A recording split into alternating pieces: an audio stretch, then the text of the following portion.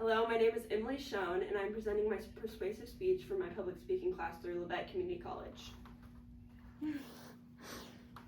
Today I'll be discussing why I believe reading is not only important, but also nourishes your physical well-being. While we often think of our physical health as eating right or working out, there are many ways to improve our day-to-day well-being, like reading. So many people nowadays forget to read or simply say they don't like it. But I truly think there's a book or article out there for anyone.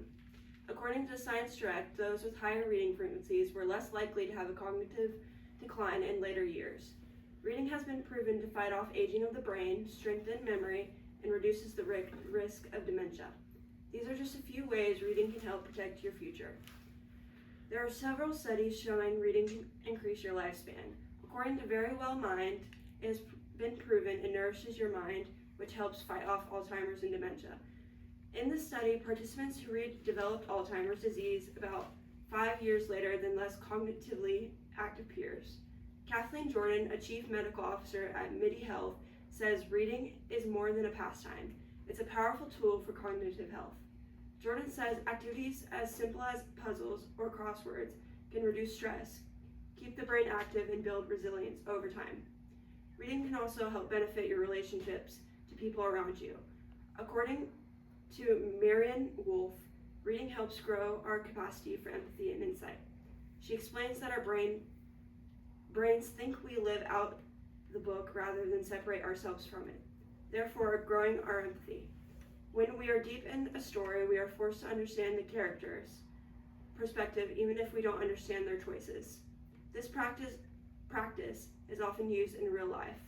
People use empathy every day without knowing it. Being empathetic builds trusting relationships, fosters better communication, and reduces overall conflict. Another amazing benefit is how much reading can reduce stress.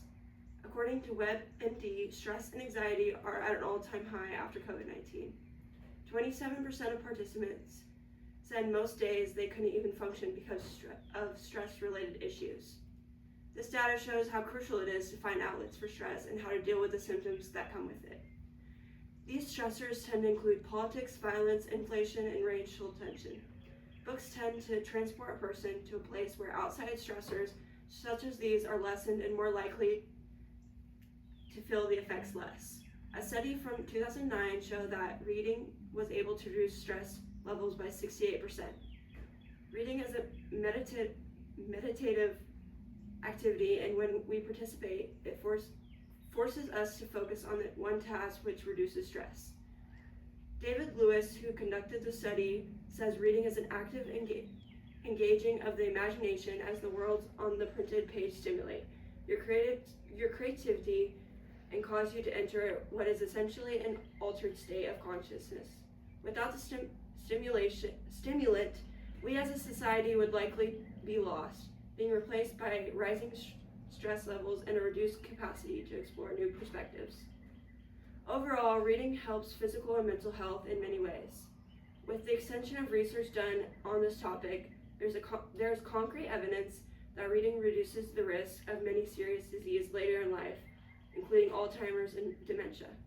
Mentally, we live in a society with many stressors, but to cope, reading gives an escape to the very demanding world we find ourselves in.